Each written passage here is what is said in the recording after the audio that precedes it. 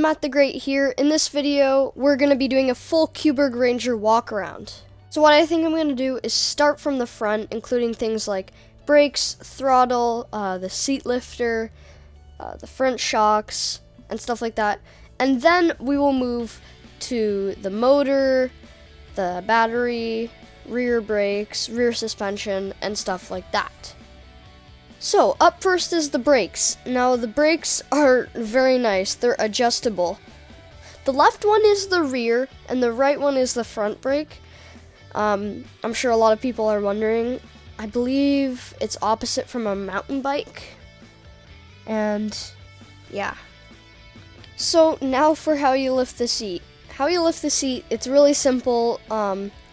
There's a little lever that you push right below the left handle. You push it, and then you put weight on the seat, and it will go down. And then you let go of the lever, and it will stay in the desired location that you put it. Then you just push it to pop it right back up.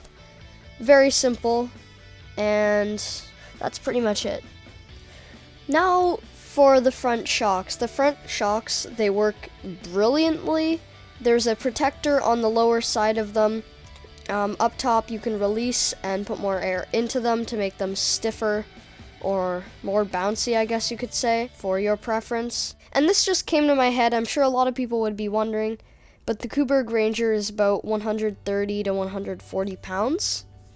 I'm not sure the exact weight, but it is somewhere in there. So here's where you can put the air in and out of the shocks. Right there. And that's it. This is where the Kuberg will display the battery level when it is turned on. We have a little protector around it, just like a bag with an elastic around it, because water is known to get stuck in there. And now for the rear shocks, again, these work really well.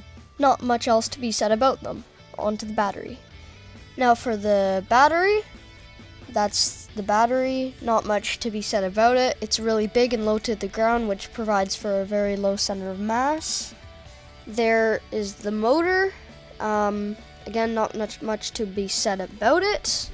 The reason for the Kuberg Ranger to have two chains, one from there to there and one from there to there, is because of where the suspension pivots. The suspension, it pivots right there.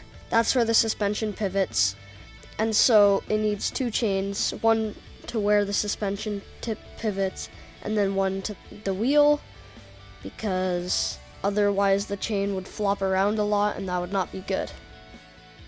And here is perhaps a good time to say that when we first got the Kuberg Ranger, the chain from the motor to where the suspension pivots was really tight, really abnormally tight, and so we had to make an adjustment to fix that, and now it's loosened up and it's doing just fine.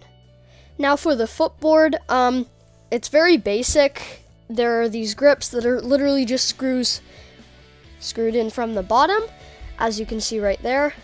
Although if you're riding this thing a lot, then eventually you won't be able to get them out because the threads will be too damaged to be able to take them out.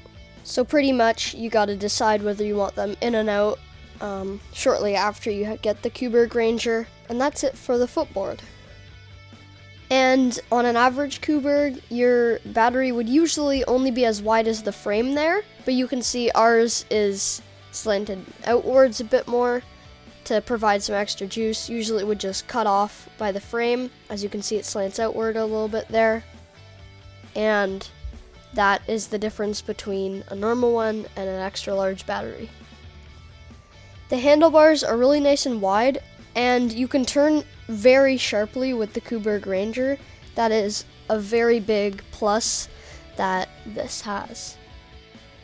And this is the throttle map button. So how you exactly change modes is while you are plugging it in, then you would hold that button, and it depends on how long you hold it for, that what mode it would be in. So say 2 seconds would be in mode 1, 4 seconds mode 2, and 6 seconds for mode 3.